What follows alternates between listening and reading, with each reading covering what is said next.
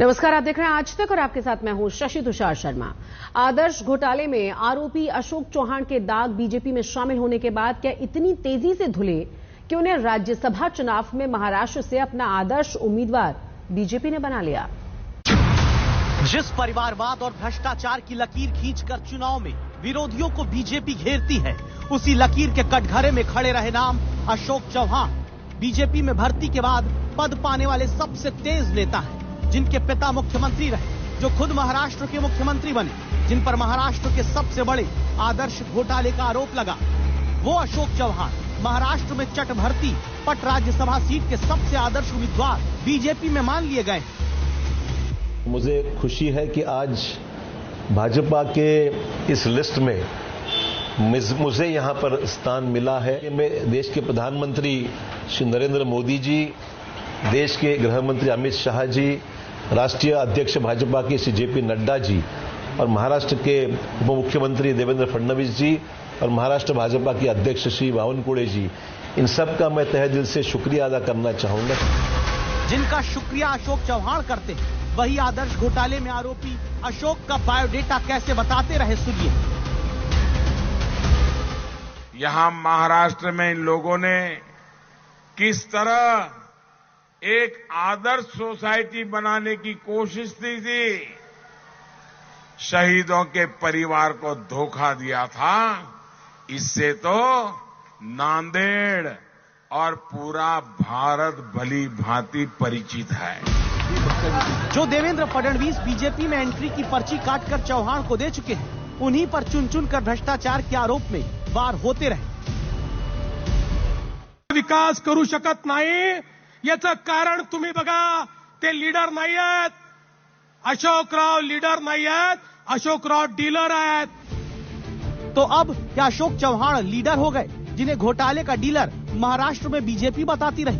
विपक्ष के आरोपों के आधार पर देखें तो भ्रष्टाचार के आरोपों से जिनका दामन कांग्रेस में रहते काला था, जिन पर घोटाले के गंदे छींटे बीजेपी बताती रही, जिनके कपड़े करप्शन के मारे काले बताते थकती नहीं थी बीजेपी, श्वेत पत्र तक में जिस आदर्श घोटाले का जिक्र बीजेपी ने संसद में किया, वही क्या विपक्ष के मुताबिक बीजेपी की वॉशिंग मशीन में धोकर, सुखाकर, ईमानदारी के आयरन से ऐसे प्रेस किए जा चुके हैं कि उन्हें बेदाग मानकर राज्यसभा का उम्मीदवार बना दिया गया।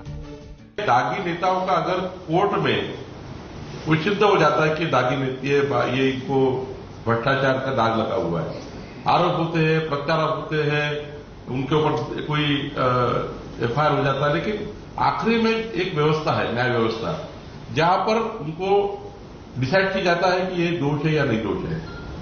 अगर दोष है, उसको जेल हुई है, वहां पर रिजर्वेशन है। कोर्ट का इंतजार करना चाहिए कोई भी व्यक्ति को डैमेज करने के लिए। मीठा मीठा गप गप और कड़वा कड़वा थू, क्या यही वो राजनीति है जहां अपने लिए फायदेमंद तो कोर्ट के फैसले के इंतजार वाली अशोक चौहान पर थ्योरी, वरना जब तक दूसरे के पक्ष में रहे तो क्या कुछ नहीं कहा गया? शहीदों की विधवाओं से जिन्होंने मकानों की चोरी कर ली, शहीदों की विधवाओं के मकानों को अपनी साली को, अपनी सास को उनके नाम कर दिए, ऐसे उस समय के कांग्रेस के मुख्यमंत्री महाराष्ट्र के, और जिसको इस बार आपने चुनाव में खड़ा किया है, क्या ये अशोक चौहान चौकीदार होंगे क्या? जवाब दो शाहजादे जी। अब बीजेपी से सवाल पूछा जाता है कि शहीदों के जिन घरों से जुड़े घोटाले में अशोक चौहान आरोपी हैं, उन पर क्या कहेंगे? तो जवाब दिलचस्प आता है। देश के विकास के लिए अगर कोई साथ में मोदी जी का साथ देना चाहता है, देश के विकास के लिए कोई आना चाहता है और देश के विकास की योजना में कोई अपना योगदान देना चाहता है, तो भारतीय जनता पार्टी उनका स्वागत करेगी। देश के विकास के नाम का ऐसा सियासी साबुन क्या बीजेपी के ही पास है, जहां दागी का चाल, चरित्र और चेहरा तीनों धुल जाता है बीजेपी का झंडा थामने के बाद?